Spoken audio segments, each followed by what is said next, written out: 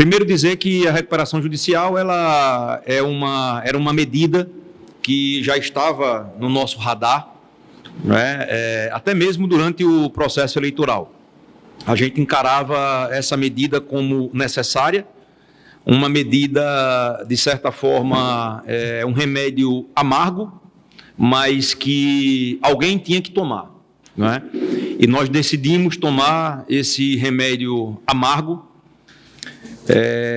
não só em nome da nossa gestão, não só em nome do que a gente acredita, mas em nome do ABC Futebol Clube.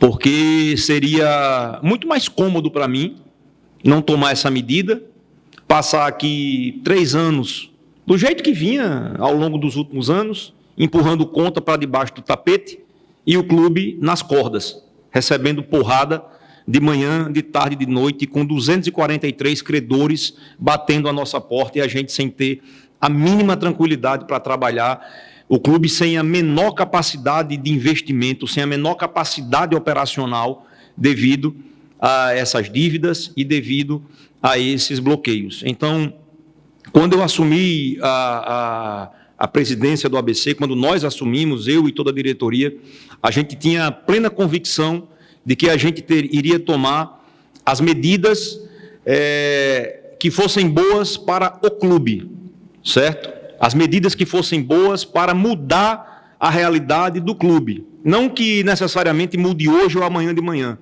mas que para um futuro muito próximo, essas medidas elas venham ter o devido efeito pelo qual a gente está trabalhando que elas tenham, né? Então, repito, foi uma medida amarga, uma medida antipática, mas que, modéstia à parte, nós tivemos o ato de coragem de tomá-las e, a partir de agora, falando um português claro, o ABC Futebol Clube ele sai das cordas, certo? E ele vai conversar de igual para igual com seus credores, né? A gente não está dizendo com isso que a gente não vai pagar conta, muito pelo contrário, agora é que a gente vai estabelecer o nosso plano de pagamento de contas, né? Referendado pela Justiça, e a gente vai ter um nível de transparência, inclusive aqui no clube, muito maior, talvez um nível de transparência que não se tinha e nunca se teve aqui no ABC Futebol Clube, com a recuperação judicial, né? E, de fato, que nós estamos muito tranquilos e, acima de tudo, muito seguros da decisão que nós tomamos. Eu tenho certeza que, desde da data do deferimento, se não me engano, foi na segunda, né, doutor Gustavo?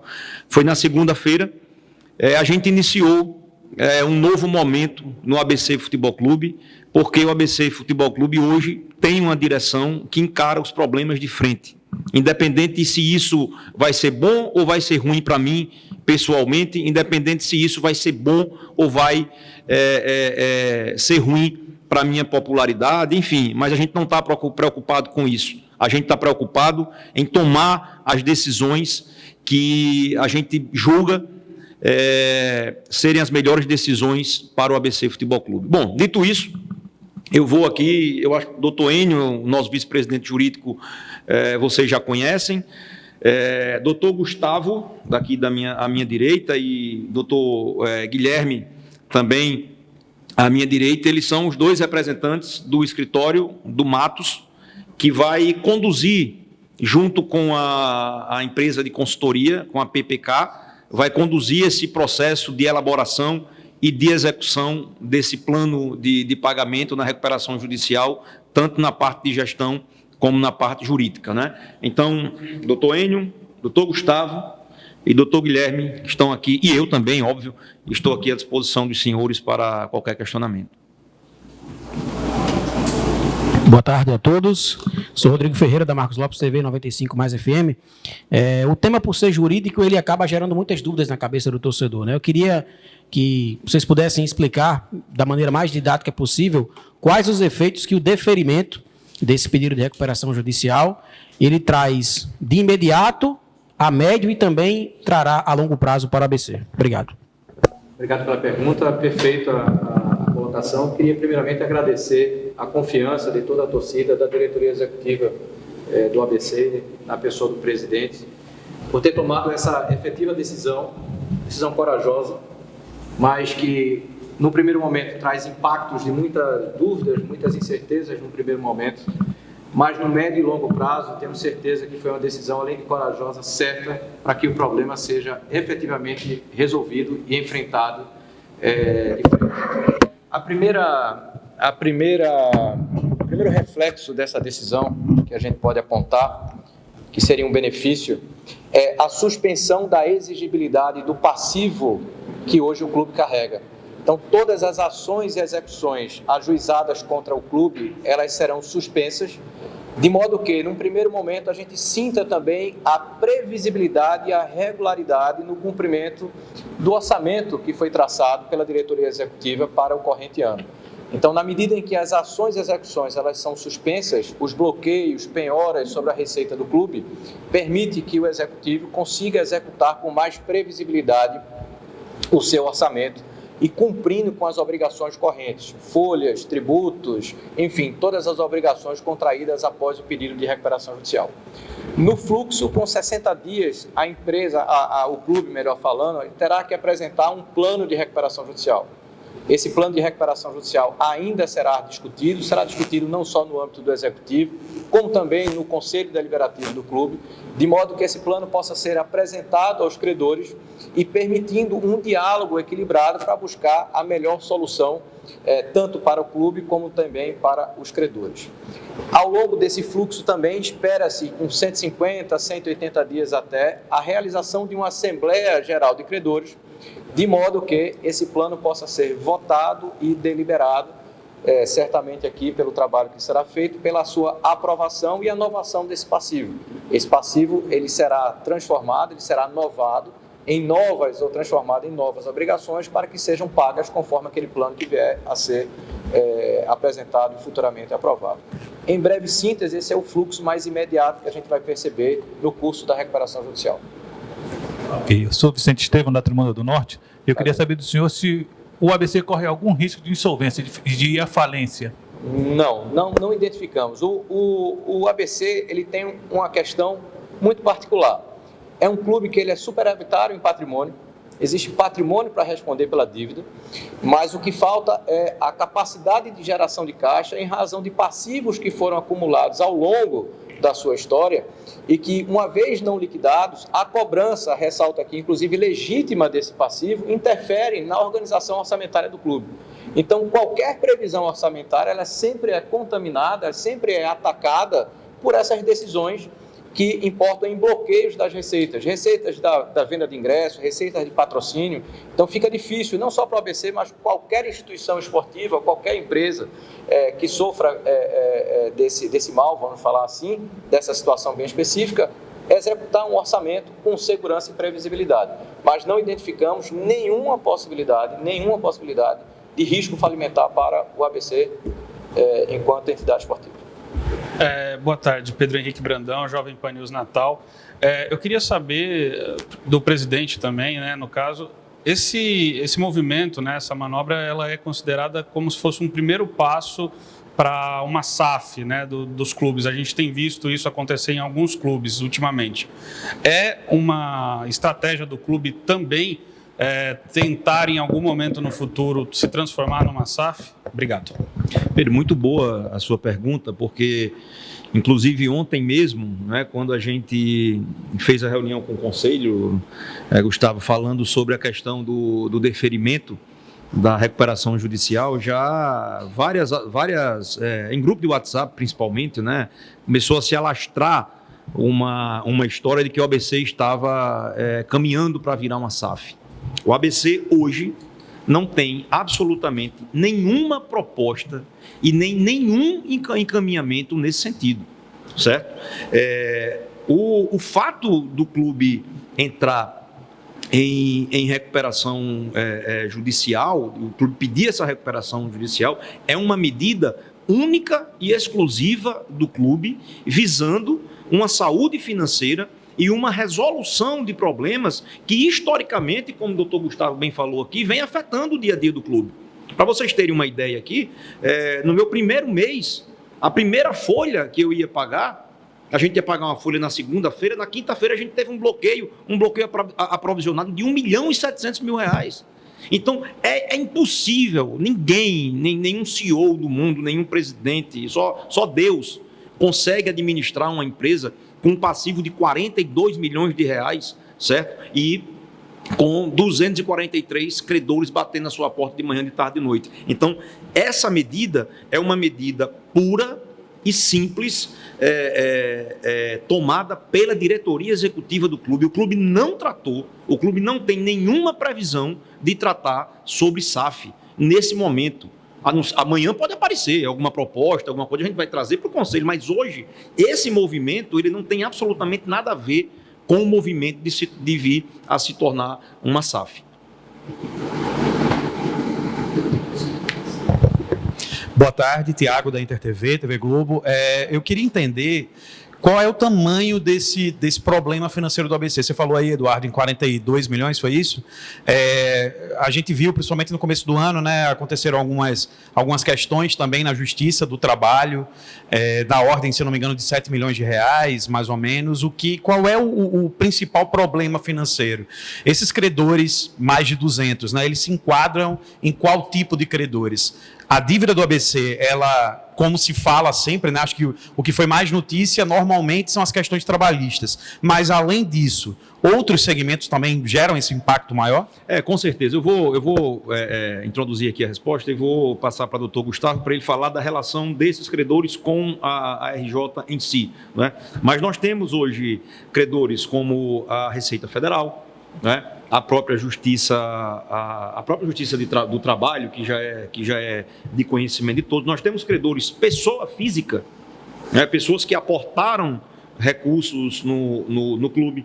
Nós temos fornecedores. Então, nós temos um leque de credores que cada segmento desse ele tem um tratamento, vamos dizer assim, específico dentro de um processo desse de recuperação judicial. E aí eu vou passar aqui para o doutor Gustavo só para ele continuar a resposta e fazer essa correlação entre esses credores e o processo de RJ.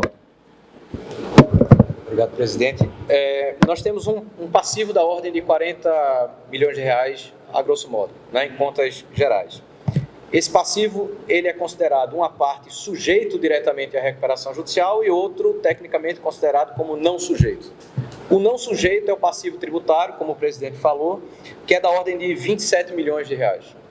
Em que pese esse passivo não sujeito à recuperação judicial, a recuperação judicial em si permitirá ao clube efetuar negociações com a União, com a Procuradoria-Geral da Fazenda Nacional, em condições mais vantajosas para o clube, na medida em que, encontrando-se em recuperação judicial, dentro da legislação específica, permite também conferir um tratamento especial ao ABC como contribuinte nesse caso.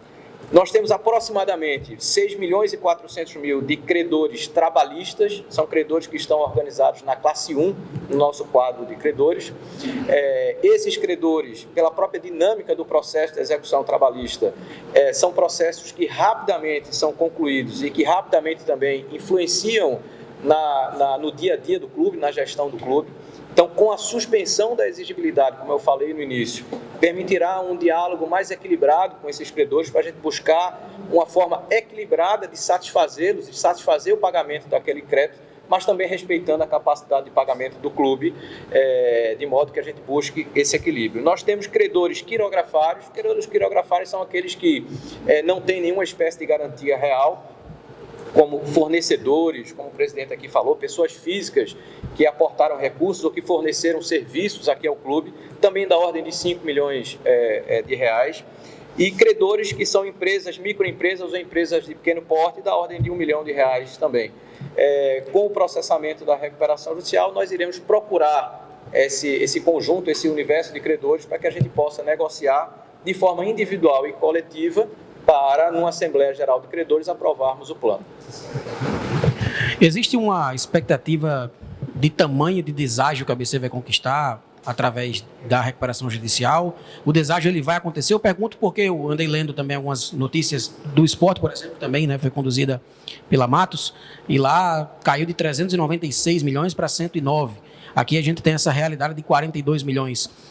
Vai haver deságio na ABC? Você consegue mensurar qual seria esse tamanho? Claro que os trabalhos ainda estão no começo. Essa é uma dúvida. E uma segunda, já para complementar aqui, com relação à tramitação, né? Em caso da primeira proposta, do primeiro plano que o clube apresentar daqui a 60 dias para a Assembleia votar, em caso de não ser aprovado, o clube tem a oportunidade de fazer uma nova proposta? Como é que funciona isso? Excelente a pergunta também. Vamos lá. Em relação a deságio, é muito prematuro a gente falar aqui em meios de recuperação judicial. A lei de recuperação enumera várias formas ou vários meios para a reestruturação. O deságio pode ser uma delas, mas não necessariamente que a gente vá trabalhar com deságio ou se trabalhar com o deságio do passivo, quanto será. Isso é muito prematuro ainda, seria a gente antecipar movimentos que nós não conversamos ainda com os credores. Então, isso será objeto da construção do nosso plano de recuperação judicial e, naturalmente, do fruto do diálogo com os credores, a gente vai entender qual o meio mais adequado para o ABC reestruturar o seu passivo. Isso pode passar por vários meios, como falei, alienação de ativos, aporte de investidores, redução do passivo, alongamento desse passivo, com ou sem redução do principal. Então, entendo que ainda é prematuro. Em relação ao plano de recuperação judicial, nós temos um prazo objetivo da lei. Em 60 dias, nós temos que apresentar o plano, que será essa primeira proposta. Essa primeira proposta, ela poderá ser, inclusive, alterada até o momento da Assembleia Geral de Credores. Então, não necessariamente a primeira proposta significa dizer que será ela a votada quando da Assembleia Geral de Credores. Poderá sim, mas é comum também, na medida em que esse diálogo se estreita e a gente aperfeiçoa o diálogo com os credores, a gente amadurecer aquele plano de recuperação judicial, porque não se constrói uma solução unilateral.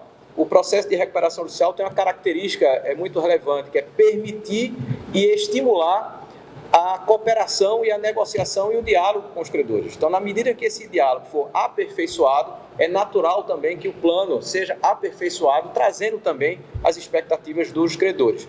Ressalto mais uma vez, desde que o clube esteja alinhado com a capacidade de pagamento do ABC. A primeira resposta do senhor, doutor Gustavo, o senhor falou rapidamente sobre o fluxo, né, de pagamentos e tal. Eu queria que o senhor detalhasse o quanto essa medida impacta nos acordos anteriores, né, que já vinham sido celebrados, e também o que de patrimônio ou de bens do clube está ou não à mercê dessa manobra. Ou seja, até para tranquilizar o torcedor, o Frasqueirão, por exemplo, pode em algum momento vir a sofrer algum tipo de penhora, esse tipo de coisa. Só para a gente esclarecer também. Muito boa a pergunta. O risco havia antes da recuperação judicial. Na medida em que eu tenho um passivo que ele não está pago, que ele não está liquidado, os credores, ressalto, de forma legítima, procuram dentro do sistema legal a satisfação dos seus créditos. Se o clube não tem a capacidade de honrar aquele pagamento, o credor busca a penhora de bens para fazer a venda daquele bem e satisfazer o seu crédito. Com a recuperação judicial, todo esse procedimento ele é suspenso. Então, hoje, pelo contrário, com o processamento da recuperação judicial, o ativo do clube, o ativo, leia-se, o caixa, o seu patrimônio imobiliário, o frasqueirão, os seus imóveis, bens móveis, todos estarão protegidos pelo processo de recuperação judicial. Aqueles processos de execução que tramitavam seguindo esse fluxo de venda para satisfazer, eles serão imediatamente suspensos para que os credores passem a receber na forma do plano que vier a ser aprovado e não mais com o fruto da venda de um ativo para pagar aquele único credor dentro do seu processo de execução. Existe alguma diferença entre o processo de recuperação do ABC e o processo de recuperação que foi feito do Corinthians, do Cruzeiro, está sendo feito do Vasco também? Cada clube tem a sua particularidade. A legislação, do ponto de vista da recuperação judicial, é a mesma. Agora, cada clube tem a sua realidade. Cada clube tem uma capacidade de geração de caixa. Cada clube tem um determinado valor de patrimônio. Cada clube tem uma relação também estabelecida com os seus credores. Ela pode ser uma relação mais desgastada ou menos desgastada. Então, a gente não tem como aqui dizer que os processos serão iguais. Eles são semelhantes porque todos estão sob a mesma égide da lei de recuperação judicial. Mas a gente só vai poder falar de alguma semelhança com alguma solução tida em outros clubes, quando o processo do ABC fluir regularmente. Então, a gente não pode falar em similitude agora no presente momento. Quanto tempo pode durar esse processo? O processo de recuperação judicial, do ponto de vista legal, do ponto de vista do seu fluxo, se a gente fosse responder de forma objetiva, é um processo que deve durar algo em torno de 30 meses. Na prática, a gente sabe que esse prazo ele pode ser alongado pelas circunstâncias da própria tramitação do processo.